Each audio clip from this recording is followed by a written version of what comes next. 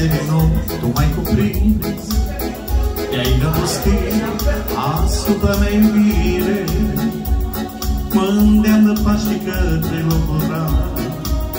Gândul și dorul este iar numai la tine, să alți mine ca un foc nestins, și în amor să te înveți de mine, iar în nopțile să ne sfințești în vis, cu flori de suflet în culori divine.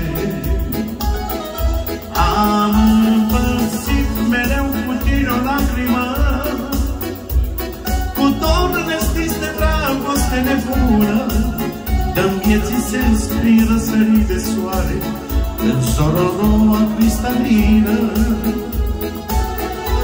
Am împărțit mereu cu tine o viață împreună, lăsând să plece clipa trecătoare, în dimineți cu roa cristalină se aprinde primăvara în petale.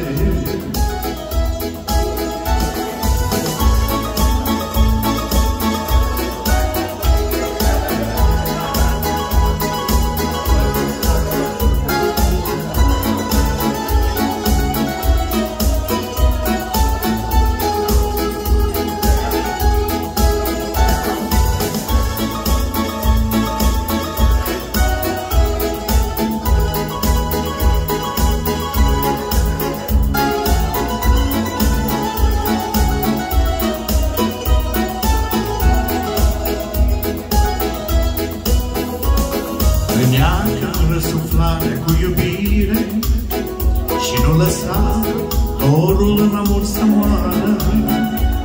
Tu îmi trimiți clipirii de fericire și rătăcești din nou ca în fiecare seară, să azi bine ca un foc nestins, și în amor să te înveți de mine, iar în nopțile să ne sfințești în vis, cu flori de suflet în culori divine. Am împărțit mereu cu tine o lacrimă,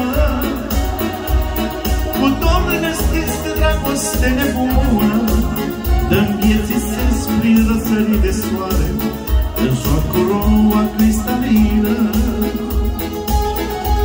Am împărțit mereu o viață împreună, lăsând să plece clipa trecătoare, în dimineți cu roa cristalină se aprinde primăvara în petale.